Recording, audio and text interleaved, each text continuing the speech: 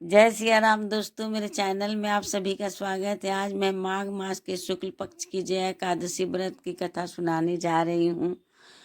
चलिए मैं स्टार्ट करती हूँ। माघ मास के शुक्ल पक्ष की जया एकादशी इस साल 29 जनवरी को मनाई जाएगी। भगवान विष्णु को यह व्रत बहुत ही प्रिय है। ऐसा कहा जाता है कि इस व्रत को करने से ब्रह्म हत्या का पाप भी क्षमा हो जाता है, पिशाच योनि से भी मुक्ति मिलती है। चलिए कथा का आरंभ करते हैं।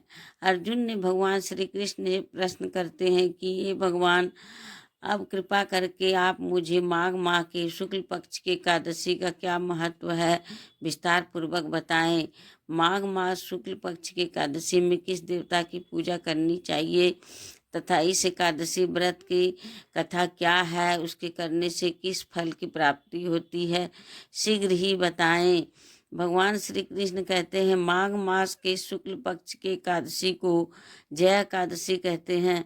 भगवान कृष्ण ने कहा है कि यह तिथि पापों को हरने वाली है। इस एकादशी का व्रत करने से मनुष्य पर कोई भी प्रेत योनि में नहीं जाना पड़ता है। इसकी कथा इस प्रकार है कि एक समय की बात है, स्वर्गलोक में देवराज इंद्र राज करते थे। देवगण परिजात वृक्षों से भरे हुए नंदन वन में एक बार अप्सराओं के साथ घूमे रहे थे। नंदन वन में उत्सव का आयोजन हो रहा था। इसमें देवता ऋषि मुनि सभी मौजूद थे। उस समय गंधर्व गा रहे थे तथा गंधर्व कन्याएं नृत्य कर रही थी। इंद्र गंधर्वों के नृत्य का आनंद ले रहे थे।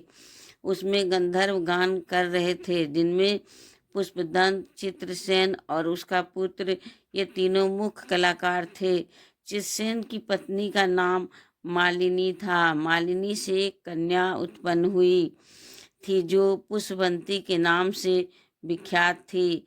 पुष्पवंत गंधर्व के एक पुत्र था जिसके लोग माल्यावान कहते थे।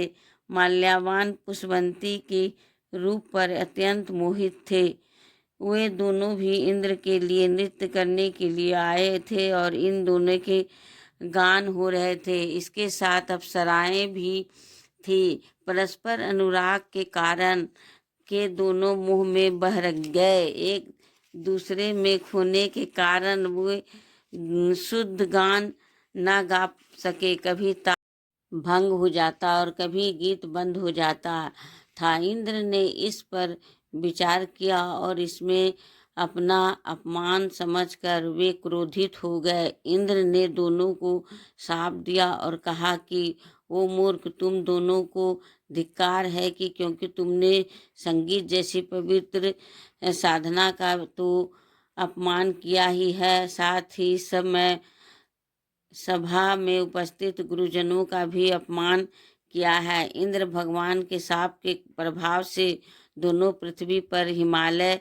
पर्वत के जंगल में पिशाची बनकर व्यतीत करने लगे। एक दिन पिशाच ने अपनी पत्नी पिशाचनी से कहा कि हमने कौन सा पाप किया है जिससे यह पिशाच योनि प्राप्त हुई है कि नरक का कष्ट अत्यंत भयंकर है तथा पिशाच योनि भी बहुत दुख देने वाली है।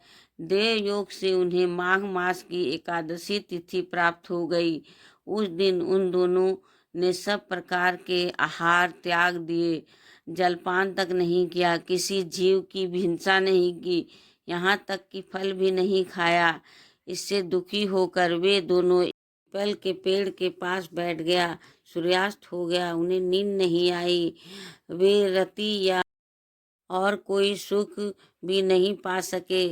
सूर्योदय हुआ, द्वादशी का दिन आया। उन पिशाची के द्वारा जया के उत्तम व्रत का पालन हो गया। उन्होंने रात में भी जागरण भी किया या उस व्रत का प्रभाव से तथा भगवान विष्णु की भक्ति से उन दोनों की पिशाचता दूर हो गई।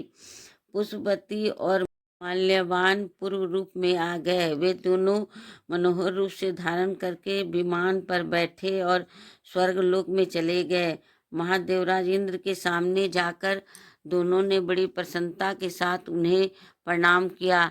माल्यावान ने बताया कि भगवान वासुदेव की कृपा से और जय एकादशी व्रत से हमारी पिशाचता दूर हुई है।